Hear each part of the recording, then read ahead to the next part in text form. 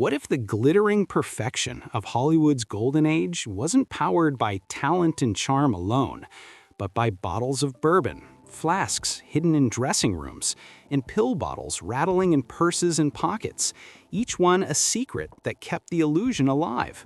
What if those iconic close-ups, those violet eyes, those smoldering smirks were held together not by magic, but by stimulants in the morning, sedatives at night, and enough alcohol in between to numb pain that audiences never saw? Today we're exposing the hidden truth of 17 legendary stars whose addictions scarred their lives, careers, and legacies. So stay with me until the very end, because the last story reveals how Hollywood didn't just hide addiction, it manufactured it, creating stars only to destroy them. The tragedy begins with Judy Garland, the eternal Dorothy, whose bright voice and innocent smile were sculpted by a machine that saw her not as a child, but as a commodity. From her earliest teens, MGM executives fed her amphetamines to keep her working through grueling shooting schedules, then barbiturates to knock her out at night, locking her into a cycle of chemical dependence she never chose. By her 20s, Judy's body was failing. Her teeth rotted, her moods swung wildly, her hygiene collapsed, and yet she was still pushed onto stages and film sets, a puppet fueled by pills. Her addiction wasn't the product of weakness, but of exploitation. And when she finally collapsed, the same machine that created her washed its hands of responsibility. Errol Flynn, the dashing Robin Hood whose sword and smile thrilled audiences, lived a life drowned in alcohol. His charisma was magnetic, but off-screen his drinking left him reeking of sweat and liquor, so much so that co-stars like Olivia de Havilland dreaded intimate scenes. Flynn's addictions destroyed his health, bloated his once athletic frame, and aged him into a caricature of his former self.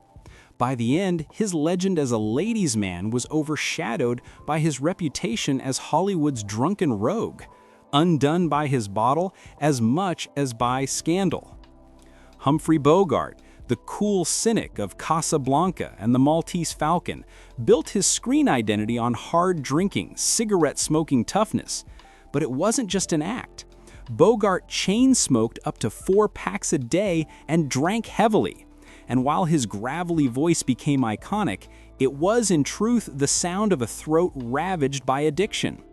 Ingrid Bergman, his co-star, dreaded romantic scenes because of his breath. And by his final years, Bogart's health was failing, his cool exterior masking a body destroyed by the very habits that defined his persona. Tallulah Bankhead, meanwhile, flaunted her addictions.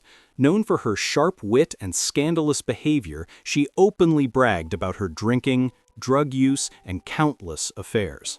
Bankhead turned her self-destruction into part of her legend, but the reality was devastating. Her career opportunities dwindled as directors found her impossible to manage, her once golden voice turned raspy, and her health declined. She became less the star she once was, and more a spectacle of excess. Montgomery Clift, one of Hollywood's most beautiful young actors, lived a tragedy almost too painful to bear. After a car accident in 1956 disfigured his face, Clift, unable to accept his new reflection, turned to alcohol and pills to numb his anguish.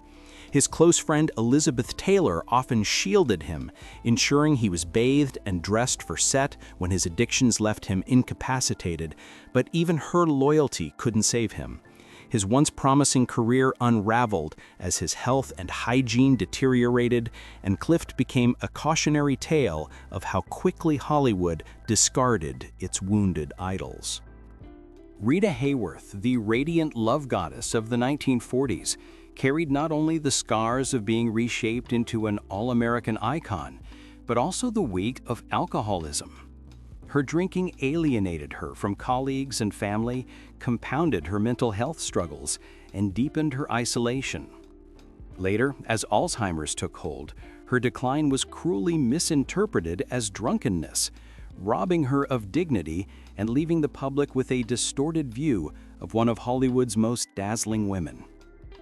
Peter Lorre, with his haunting eyes and unforgettable performances in M, The Maltese Falcon, and Casablanca, was undone by morphine.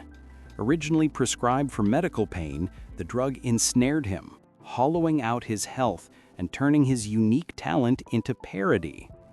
Once one of the most distinctive actors in cinema, Lorre was reduced to a shadow, his addiction consuming the very spark that made him unforgettable. Mickey Rooney, Hollywood's all-American boy, had a very different reality behind the cheerful image. Addicted to women, gambling, and later substances, he burned through fortunes, wrecked marriages, and left a trail of broken relationships. The studios shielded him from scandal to protect his box office draw, but his addictions made his personal life chaotic and tragic, a stark contrast to the wholesome image he sold on screen. John Barrymore, patriarch of one of Hollywood's most famous acting dynasties, was undone by alcohol. Once hailed as one of the greatest Shakespearean actors of his generation, his drinking reduced him to humiliating performances, his speech slurred, his movements shaky. His decline was so severe that by the end, his family considered his life a cautionary curse, and his once glorious legacy was overshadowed by the spectacle of his collapse. Ava Gardner, one of the most beautiful women ever captured on film, lived fast and drank hard. Her love affairs with men like Frank Sinatra kept her in the headlines, but behind the gossip was a woman whose dependence on alcohol left her increasingly unstable. Her drinking scarred her health and reputation, leaving a trail of stories of wild behavior that eroded her status as one of Hollywood's brightest stars. William Holden, Academy Award winner and leading man, was undone by his own bottle. A heavy drinker throughout his career, Holden's alcoholism worsened with age until it ended in tragedy. In 1981, drunk and alone in his apartment, he fell, struck his head, and bled to death unnoticed for hours. His death was not just a personal tragedy, but a damning symbol of how Hollywood allowed its stars to vanish in silence. Vivien Leigh, immortalized as Scarlett O'Hara in Gone with the Wind, battled not only bipolar disorder but also alcoholism. Her brilliance as an actress remained, but her addictions and mental health struggles made her behavior increasingly erratic. Friends and colleagues pitied her decline, watching as one of the most radiant talents of her era was dimmed by demons she could never fully escape. Clark Gable, the king of Hollywood, was no stranger to the bottle.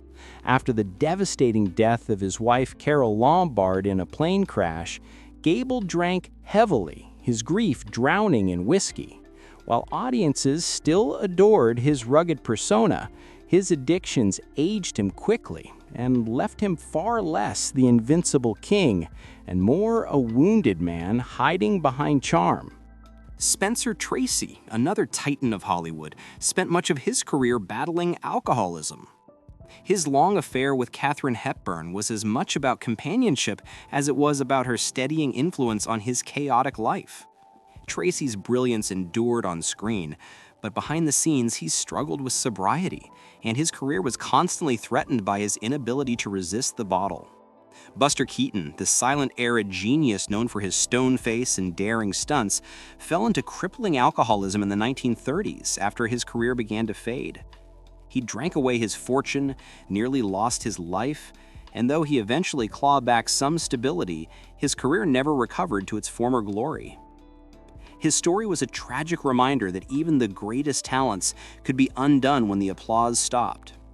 And finally, Elizabeth Taylor, whose beauty and charisma made her one of the last great stars of the studio era, was tormented by addiction to alcohol and prescription pills. Unlike earlier stars, Taylor was open about her struggles, eventually seeking treatment and helping destigmatize rehab for celebrities. Her public battles revealed the truth that Hollywood had long tried to bury. Addiction wasn't a shameful weakness, but a reality that demanded compassion and treatment. Taken together, these 17 stories prove that the golden age of Hollywood was as much about addiction as it was about glamour.